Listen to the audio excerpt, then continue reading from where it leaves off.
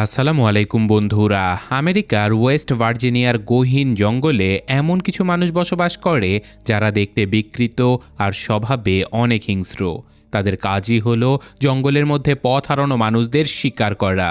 তো এখানে ক্রিস আর তার বন্ধুরা যখন ভুল করে এই জঙ্গলে ঢুকে পড়ে তখন শুরু হয় এক ভয়ঙ্কর ইঁদুর বিড়াল খেলা। তাদের গাড়ি অচল হয়ে যায় আর তারা পায়ে হেঁটে সাহায্যের খোঁজ করতে থাকে, কিন্তু তারা জানেই না সাহায্য নয় বরং মৃত্যু তাদের জন্য অপেক্ষা করছিল।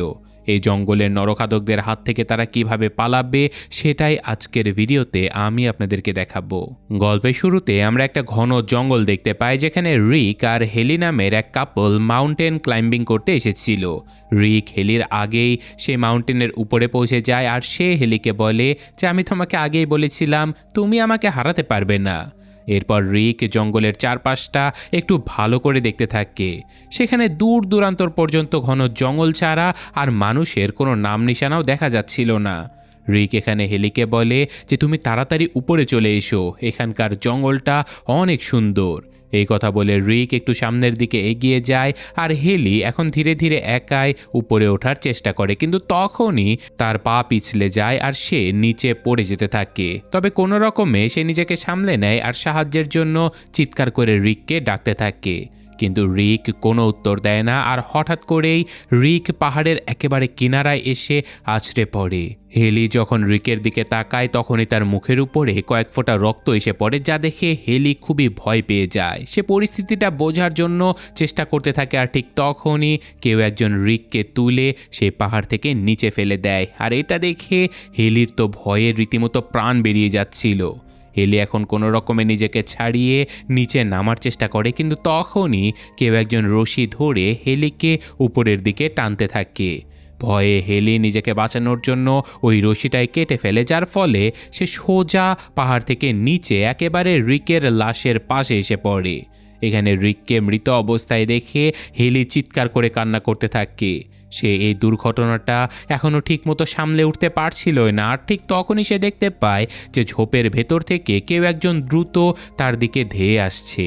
এর দেখে হেলি নিজের প্রাণ বাঁচানোর জন্য গাড়ির দিকে দৌড়ে যেতে থাকে, কিন্তু দৌড়ানোর সময় তার পা একটা কাঁটাতারের সাথে আটকে যায়, যার কারণে সে পড়ে যায়। আর তখনই আমরা দেখতে পাই যে কেউ একজন হেলিকে টেনে হিচড়ে এখান থেকে নিয়ে যায়। আর এখানে আমরা জানতে পারি যে ওয়েস্ট ভার্জিনিয়ার এই এলাকা থেকে অনেকেই নাকি নিখোঁজ হয়ে যাচ্ছে। আর মানুষদের ধারণা যে এই জঙ্গলে অদ্ভুত দেখতে কিছু মানুষ থাকে যারা কিনা মানুষের মাংস খায়। আর যদি কোনো মানুষ এই জঙ্গলে এসে হারিয়ে যায় তখন ওই অদ্ভুত দেখতে মানুষগুলো সেই হারিয়ে যাওয়া মানুষদেরকে মেরে ফেলে। এর পরের দৃশ্যে আমরা রাস্তার মাঝে একটা গাড়ি দেখতে পাই যেখানে ক্রিস নামের একজন লোক বসেছিল। ক্রিস আজকে একটা ইন্টারভিউ দিতে যাচ্ছে, কিন্তু কিছুটা পথ আসার পরে ক্রিস হাইওয়েতে এক ভয়ঙ্কর জ্যামের মধ্যে ফেসে যায়। সে যখন দেখতে পারে যে গাড়িগুলো একেবারেই সামনে এগোচ্ছে না, তখন সে তার গাড়ি থেকে নেমে সামনের একজন ট্রাক ড্রাইভারের কাছে জানতে চায় যে ভাই এই জ্যামটা কেন লেগেছে। তখন ট্রাক ড্রাইভার তাকে বলে যে এখান থেকে 3 মাইল দূরে একটা কেমিক্যালের ট্রাক উল্টে গেছে আর সকল কেমিক্যাল রাস্তায় ছড়িয়ে পড়েছে, তাই এই জ্যাম ছাড়াতে আরও কয়েক ঘন্টা সময় লেগে যেতে পারে। এই কথা শুনে ক্রিস খুবই চিন্তায় পড়ে যায়, কারণ তার ইন্টারভিউয়ের জন্য অনেক দেরি হয়ে যাচ্ছিল।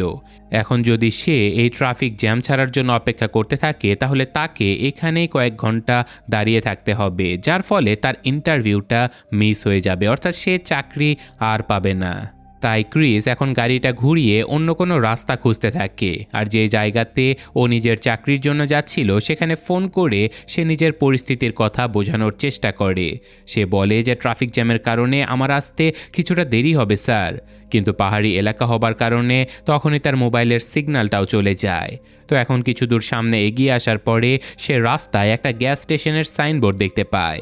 সাইনবোর্ড দেখে ক্রিস ভেবে নেয় যে হয়তো এখানে কোনো সাহায্য পাওয়া গেলেও যেতে পারে, তাই সে গাড়িটা ওই পেট্রোল পাম্পের দিকে ঘুরিয়ে দেয়। আর রাস্তার মধ্যে কিছু দূর এগিয়ে সে দেখতে পায় যে সেখানে বেশ কিছু বেওয়ারিশ গাড়ি পড়ে আছে। দৃশ্যটা তার কাছে বেশ অদ্ভুত মনে হয়, কিন্তু বিষয়টাকে সে পাত্তা না দিয়ে ফাইনালি গ্যাস স্টেশনে পৌঁছে যায়। সেখানে সে একজন বৃদ্ধ লোককে দেখতে পায় যার অবস্থা খুব একটা সুবিধার ছিলই না। ক্রিস ওই বৃদ্ধ লোকটাকে জিজ্ঞাসা করে যে এখানে কি কোনো ফোন আছে। তখন বৃদ্ধ লোকটা ইশারা করে একটা ফোন দেখিয়ে দেয়। এরপর ক্রিস দ্রুত সেই ফোনের কাছে গিয়ে তার অফিসে কল করার চেষ্টা করে, কিন্তু তখনই সে বুঝতে পারে যে এখানকার এই ফোনটাও নষ্ট হয়ে গেছে। এটা দেখে ক্রিস আরও বেশি চিন্তায় পড়ে যায়, আর তখনই তার নজর দেয়ালে টাঙানো একটা ম্যাপের উপরে পড়ে। সেখানে সে শহরের দিকে যাওয়ার একটা কাঁচা রাস্তা দেখতে পায়, যেটা সামনে গিয়ে হাইওয়ের সাথে মিশে গেছে।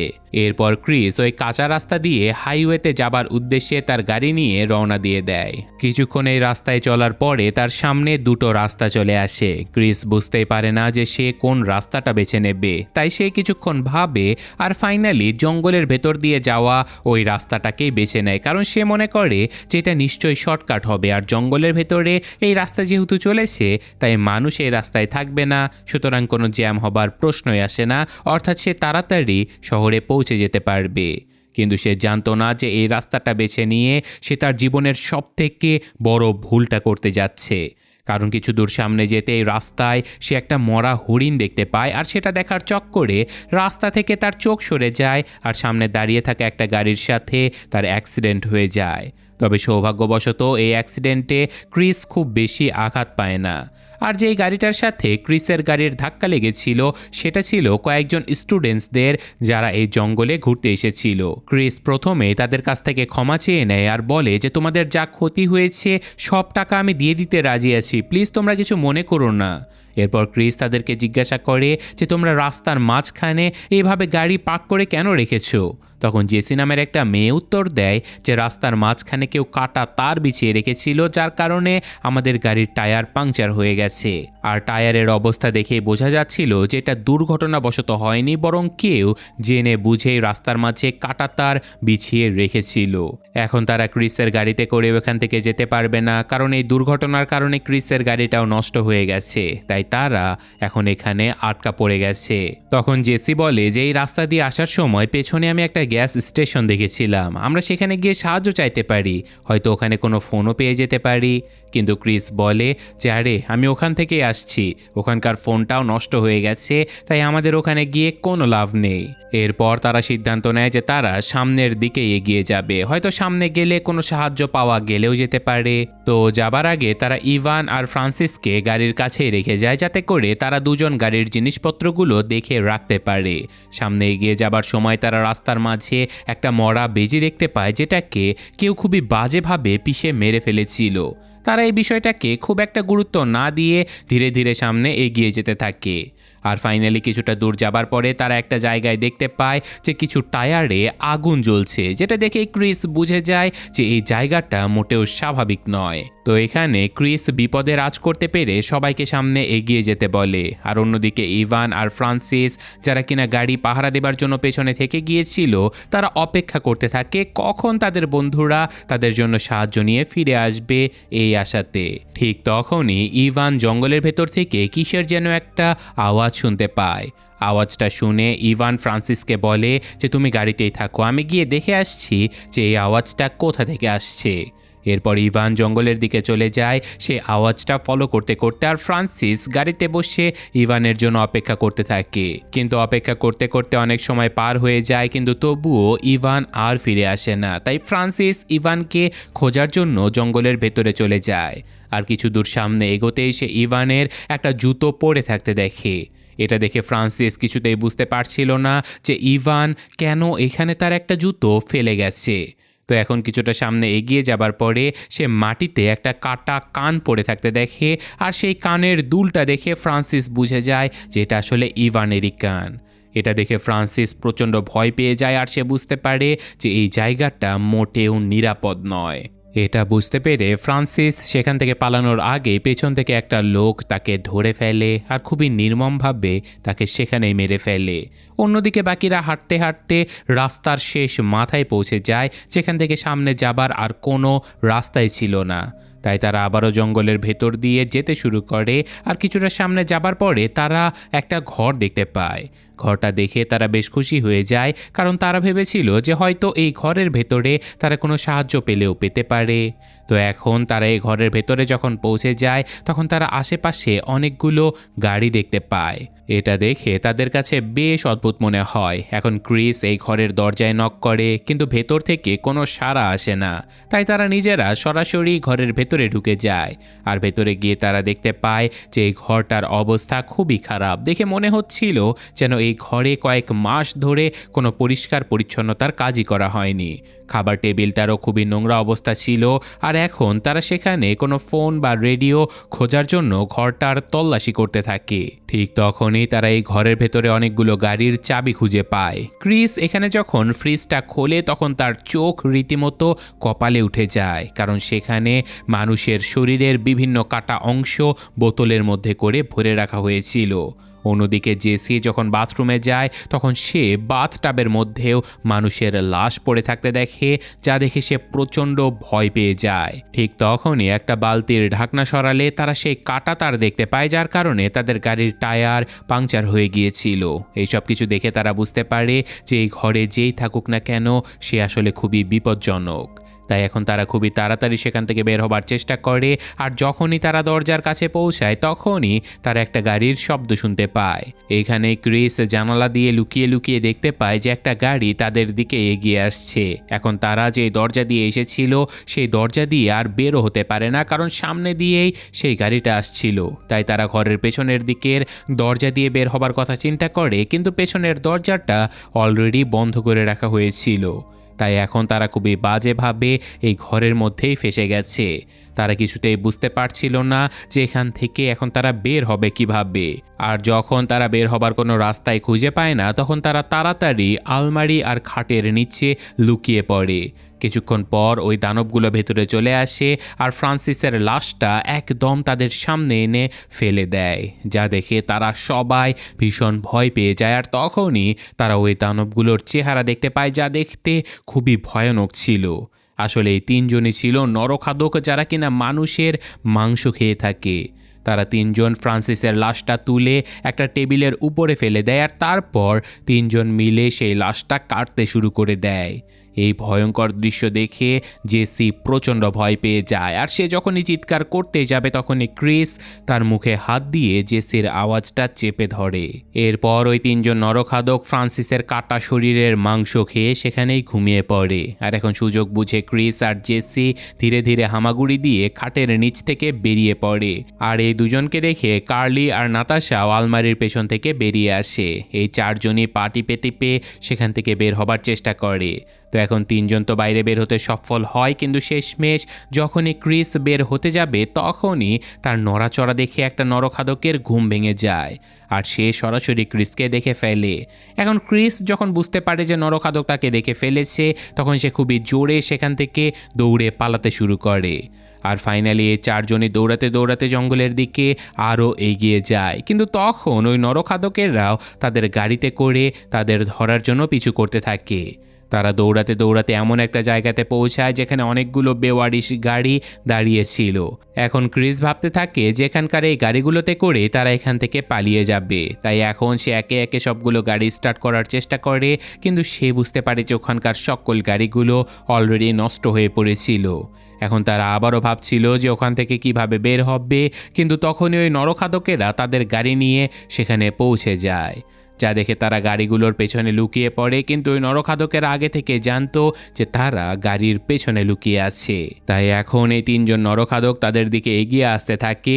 আর এখানে ক্রিসের মাথায় একটা বুদ্ধি চলে আসে। সে তার সঙ্গীদেরকে বলে যে আমি দৌড়ে গিয়ে ওই নরখাদকদের মনোযোগ অন্যদিকে ঘুরিয়ে দেব, আর যখন ওই নরখাদকেরা আমার পিছু নেবে তখন তোমরা ওদের গাড়িটা চুরি করে নিও, আমরা ওদের গাড়িটা দিয়ে এখান থেকে পালিয়ে যাব। তো এখন পরিকল্পনা মোতাবেক ক্রিস চিৎকার করে ওই নরখাদকগুলোর মনোযোগ নিজের দিকে টানার চেষ্টা করে আর সোজা সে জঙ্গলের দিকে ছুটে চলে যায়। কিন্তু তখনই একটা নরখাদক সোজা তার পায়ে গুলি করে দেয়, যার ফলে ক্রিস মাটিতে পড়ে যায়। আর এখন ওই নরখাদক ক্রিসকে মারার জন্য তার দিকে এগোতে থাকে। তখন কার্লি ক্রিসের প্রাণ বাঁচানোর জন্য উল্টো দিকে দৌড়াতে শুরু করে, যাতে করে নরখাদকেরা তাকে দেখে ফেলে আর ক্রিসকে ছেড়ে তার পিছু নেয়। আর ফাইনালি এমনটাই হয়, কারণ নরখাদকেরা ততক্ষণে কার্লির পিছু নিয়েছিল। এই সুযোগ বুঝে জেসি আর নাতাশা তাড়াতাড়ি ক্রিসকে তুলে ওই নরখাদকদের গাড়ির কাছে চলে আসে। আর এখন তারা তিনজনই তাড়াতাড়ি গাড়িতে উঠে সেখান থেকে বেরিয়ে পড়ে আর জঙ্গলের মধ্যে তাদের সঙ্গীকে খুঁজতে থাকে। আর কিছু দূর এগিয়ে যাবার পরে তারা কার্লিকে দেখতে পায়। কার্লির জন্য তারা গাড়িটা থামিয়ে কার্লিকে চিৎকার করে তাড়াতাড়ি গাড়িতে উঠে যেতে বলে। কার্লি নিজেও দৌড়ে তাদের দিকে আসতে থাকে, কিন্তু তখনই পেছন থেকে একটা তীর এসে কার্লির বুক ফুঁড়ে বেরিয়ে যায়। নিজেদের সঙ্গীকে এইভাবে মরতে দেখে তারা খুবই ভেঙে পড়ে আর তখনই ওই নরখাদকেরা ক্রিসের উপরেও তীর ছুটতে শুরু করে। এখন নিজেদের প্রাণ বাঁচানোর জন্য তারা তাড়াতাড়ি এখান থেকে পালিয়ে যায়। আর কিছুটা দূরে আসার পরে তারা দেখতে পায় যে ওই নরখাদকেরা রাস্তার মাঝে একটা বিশাল গাছ ফেলে রাস্তায় বন্ধ করে ফেলেছে। তাই এখন তারা পায়ে হেঁটেই জঙ্গলের ভেতর দিয়ে এগোতে থাকে।